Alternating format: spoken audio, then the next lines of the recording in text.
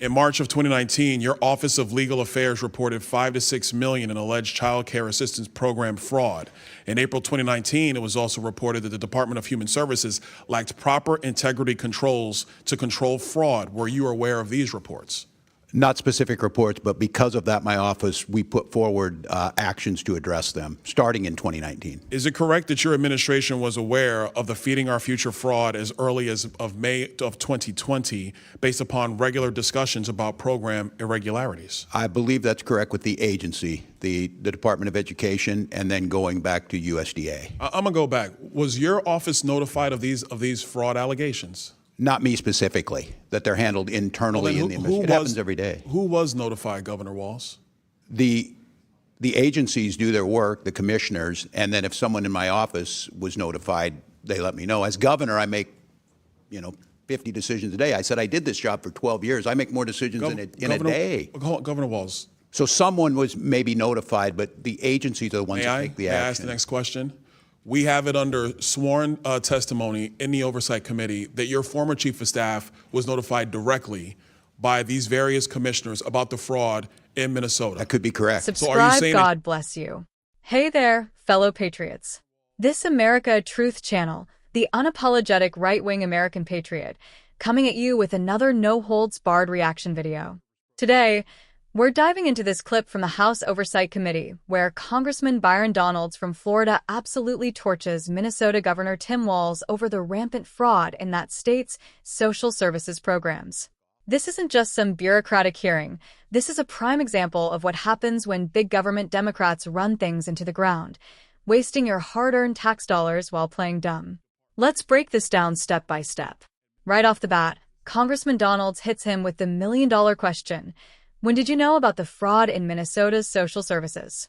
Walz starts mumbling about knowing about issues with the CCAP program, that's Child Care Assistance Program, as early as 2012, even before he was governor. He says in his first days in office, they started taking action. Patriots, let's call this what it is. Classic Democrat deflection. If you've known about problems since 2012, and you're the governor starting in 2019, why in the world did the fraud explode under your watch? This isn't ancient history. This is your administration's failure. Let's get into the details because the numbers here are staggering. Mr. Donalds from Florida. Thank you, Chairman. Governor Walz, when did you first receive notice of potential fraud in Minnesota's social services programs? Social service programs in general. We knew that there was issues with the CCAP program as early as 2012, and my first days in office, we started taking action. But as governor, when were you first notified? Before I took office. All right, Governor Walz, former Department of Human Services Commissioner Tony Laurie testified that you were aware in early 2019 of fraud in 2 Department of Human Services administered programs. Is this statement accurate? Not that I recall. I'm not sure what he's speaking about. You don't remember this meeting or this notification? No, not specifically, I don't. In March of 2019, your Office of Legal Affairs reported $5 to $6 million in alleged child care assistance program fraud. In April 2019, it was also reported that the Department of Human Services lacked proper integrity controls to control fraud. Were you aware of these reports? Not specific reports, but because of that, my office, we put forward actions to address them, starting in 2019. Is it correct that your administration was aware of the Feeding Our Future fraud as early as of May of 2020, based upon regular discussions about program irregularities? I believe that's correct with the agency, the Department of Education, and then going back to USDA. I'm gonna go back. Was your office notified of these fraud allegations? Not me specifically, that they're handled internally in the administration. It happens every day. Who was notified, Governor Walz? The agencies do their work, the commissioners, and then if someone in my office was notified, they let me know. As governor, I make, 50 decisions a day. I said I did this job for 12 years. I make more decisions in a day. Governor Walz. So someone was maybe notified, but the agencies are the ones that take the action. May I ask the next question?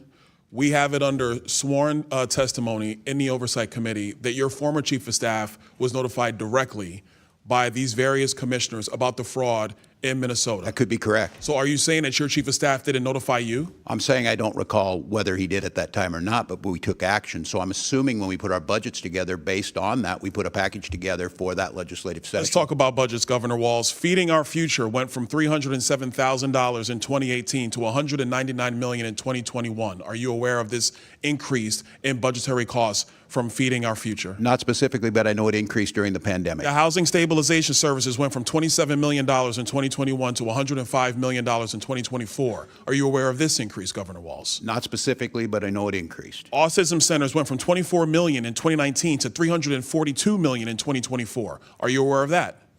Not specifically again, but yes, we know the budget's increased. Integrated community supports went from $4.6 million in 2021 to $170 million in 2024. Are you aware of that? Again, not specifically on the numbers, but it's the budget. Governor Walz, you have to submit a budget to your legislature every single year, like every governor has to do. If you're not aware of these increases, what was your office Everyone doing? is balanced. My budget is about $72 billion. It includes 23 agencies. Florida's budget's 6 million people. $115 billion, sir. But what were you doing if you're seeing program increases like this amid allegations of fraud in your state? Action was being taken on these starting back in 2019. If it's CCAP. Can you describe the action that was taken in 2019? Sure. In the 2019, I'll go to the first things that we did on child care assistance. We lowered the standards on proof of administrative fraud disqualification. Whoa, you lowered the standards? We lowered the standards for proof of administrative fraud. The standards where we had to prove it were so high it was impossible to try and do it. So we lowered what it took to show that fraud was happening. And what did you do with the results of lowering the standards to prove fraud? What did you do? We put 79 people in prison and But Governor Walz, Continue the to fraud prosecute. continued to increase. It increased under your tenure. Do you acknowledge that?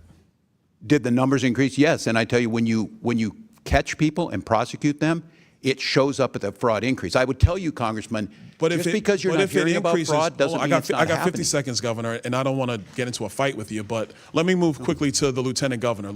Peggy Flanagan's your Lieutenant Governor, is that correct? That is correct. Does the Lieutenant Governor go on the ticket with you, or are they elected by themselves on a ballot in the state of Minnesota? It's on a ticket. It's on a ticket. Peggy Flanagan essentially works for you. She has an independent office. She's a constitutional officer. She's on the ticket, but she is independent as a constitutional officer. You could ask for her resignation at any time. Is that correct? That's typically how it works with lieutenant governors. Yeah, but she's a constitutional officer. I don't believe that's happened in Minnesota. Peggy Flanagan is, there are accusations that she was intimidating whistleblowers. There was a meeting on April 12th of 2024, where she went on stage and publicly denounced whistleblowers in the state of Minnesota, calling them losers in their mother's basements. Is this the type of treatment that your administration allows for whistleblowers in Minnesota? I'm not familiar with that. Are you aware of any intimidation of whistleblowers in the state of Minnesota? There are 30 whistleblowers who have given letters to this committee on the record saying that they have been subject to intimidation by your administration because they were trying to stop the fraud in Minnesota. I encourage them to go to the OLA and the independent sources in Minnesota that are the open to do OLA, that. you're the governor. No, the OLA is the independent But sir, office of you're the legislative governor. audit. Why don't you take responsibility for what's going on in your state? We do take responsibility. None of those people, I'm telling you, I have no knowledge But you of them lost coming billions of dollars of American taxpayer money in the process, Governor Walz. We prosecuted these people, Congressman. I think Florida has fraud. I would argue that the prosecutions have largely come from the federal offices That's as not how opposed this to the works. state offices. You know that we refer What them do to you them mean with- that's not how it works? That's They're exactly partners. how it works. They're partners. They partner together. Our BCA. Is the Attorney General allowed to investigate fraud and prosecute fraud in the state of Minnesota without the Department of Justice federally? Are you allowed to do that, Attorney General Ellison? Yes, and we do prosecute Medicaid. Yes, and we do prosecute Medicaid fraud all the time. We've prosecuted over 300 people. Apparently not enough, because Minnesota's rife with it. I yield back. We're talking about programs like Feeding Our Future, that nonprofit scandal where federal funds for feeding kids during the pandemic ballooned from around $300,000 to nearly $200 million in just a few years. $200 million. And a huge chunk allegedly got siphoned off in one of the largest fraud schemes in U.S. history. Donald's pressed Walz on this. How does a program explode like that under your nose? Walz's response?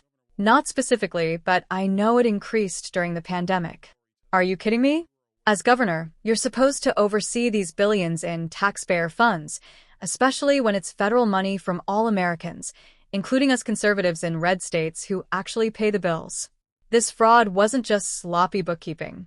Reports from the hearings point to money laundering, funds used to buy property overseas in places like Kenya, Turkey, and Somalia. Hawala networks, informal money transfer systems, often linked to fraud and worse. Whistleblowers in Minnesota have been screaming about this for years, and state lawmakers testified that Walz and his team turned a blind eye. One state rep said Walz knew from the very beginning. His own former chief of staff was notified directly by commissioners about the fraud. Walz admits it could be correct, but claims he doesn't recall if he was told. That's not leadership, folks. That's incompetence at best and deliberate negligence at worst. Now, as a right-wing patriot who believes in limited government, personal responsibility, secure borders, and America first, this boils my blood. Why? Because this is the welfare state gone wild.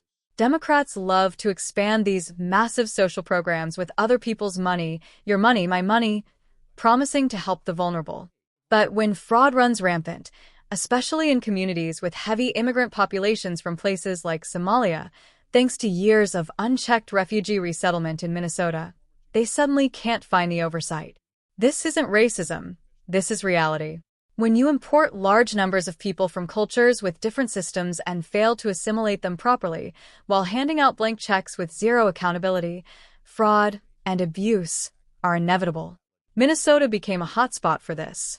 Feeding our future wasn't feeding kids. It was feeding a criminal enterprise that allegedly funneled money abroad. Tim Walz, the same guy who ran with Kamala Harris, the same guy who let Minneapolis burn during the George Floyd riots while calling it mostly peaceful, now acts shocked or forgetful about billions vanishing. Give me a break. This is why we need real conservatives in power, people who audit every dime, demand work requirements for welfare, and put American citizens first. Let me go deeper here. Byron didn't let up. He asked about housing stabilization services jumping from $27 million to over $100 million. Again, explosive growth with fraud baked in. Walz and Attorney General Keith Ellison, another radical leftist, claim they prosecuted some cases, over 300 people or whatever. But Donald's nailed it. Apparently not enough, because Minnesota's rife with it. Exactly. If you're losing billions, jailing a few hundred isn't taking action. It's a drop in the ocean. Where's the accountability for the higher-ups? Where are the indictments for those who looked the other way? Patriots, this is the deep state at the state level. Bureaucrats protecting their empires, politicians protecting their voter bases, all while the average working American in flyover country pays the price through higher taxes and inflation. Remember, this is the same Minnesota under Walz that had issues with COVID lockdowns, school closures harming kids, and now this. It's a pattern. Big government creates problems, then fails to solve them, then asks for more money and power. As Ronald Reagan said, government is not the solution to our problem. Government is the problem. We patriots stand for fiscal responsibility. Balance the budget. Cut waste. Secure the border so we aren't subsidizing fraud networks that might even tie into broader security risks. America has enough of its own veterans, seniors, and working families who need support, not endless foreign entanglements or imported problems. Patriots, this hearing exposes everything wrong with the modern Democrat Party.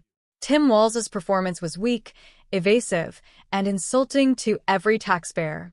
Byron did us proud representing conservative values, truth, accountability, and putting America first. If you're as fed up as I am, smash that like button, subscribe, and turn on notifications. Share this with your friends and family, especially those moderates still sleeping on the corruption. We need to elect more fighters like Byron demand investigations go beyond hearings into real prosecutions, and take our country back. God bless.